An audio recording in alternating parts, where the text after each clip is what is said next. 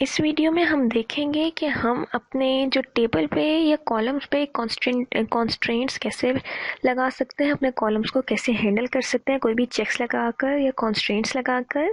मैंने अपनी SID application की स्क्रैच डेटाबेस के अंदर एक एसक्यूएल की कुछ क्यूरीज लिखी हैं, जिसमें सबसे पहले टेबल ड्रॉप करने के बाद एक टेबल क्रिएट किया है टेस्ट नेम का और इंसर्ट किया है बी के फील्ड के अंदर सिर्फ एक वैल्यू और देन सेलेक्ट किया है टेस्ट में से सब कुछ और डिस्क्राइब भी किया है। क्यूरी 4 हमारी चली है जिसने हमारा सारा डाटा डिस्क्राइब किया है और क्यूरी 5 में हमारा सब कुछ स्टैटिक फ्रॉम टेस्ट आ गया है, सब कुछ सिलेक्ट हुआ है, बी में हमारा डाटा आ गया है और ए नल आई है।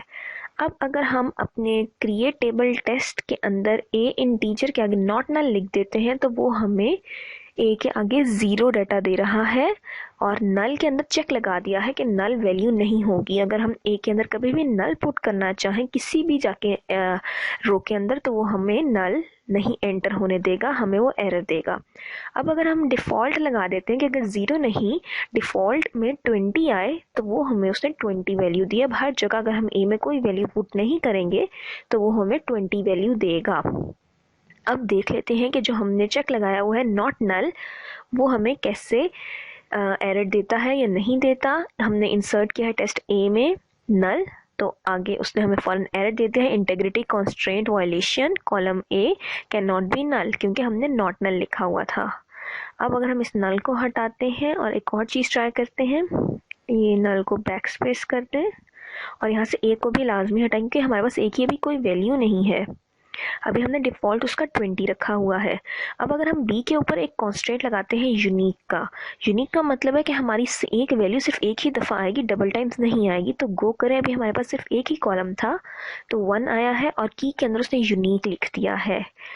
अब मैं अगर 3-4 दफ़ा एक ही वैल्यू या चलें 2 दफ़ा ही इस 1 को दोबारा एंटर करना चाहूँगी तो वो मुझे एरर देगा। इंसर्ट टेस्ट बी वैल्यूज़ 1 1 1 3 दफ़ा मैंने दे दिया है तो देखिए उसने मुझे 2 एरर्स दे दिए, integrity constraint violation duplicate entry, क्योंकि हम इसमें डुप्लीकेट डाटा नहीं एंटर कर सकते, हमने यूनिक डाटा एंटर करना है। एक दफ़ा 1 हो गया तो वो सिर्फ एक दफ़ा ही रहेगा। अब मैं ज़रा इन दोनों को बैक स्पेस कर दूँ, इन दोनों को रिमूव कर दूँ अपनी चेक को सही करने के लिए। तो एक और चीज़ ट्राई करते हैं, एक और कॉन्स्ट्रेंट ट्राई करते हैं। मैं अगर बी के अंदर अब अगर एक नल पुट करती हूँ तो देखें वो हमें आसानी से करने देगा क्योंकि मैंने इसके ऊपर नॉट नल का चेक नहीं लगाया। मैंने ए में कोई वैल्यू पुट नहीं की तो डिफ़ॉल्ट उसने 20 दी, बी में नल आ गया और की हमारी यूनिक ही थी।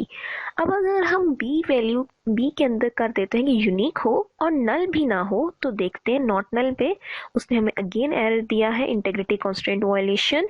डिफ़ॉल्ट में उसने नल कर दिया है कि यहाँ पे हमारा नल नहीं आएगा। की हमारी जो थी वो इस टाइम प्राइमरी है।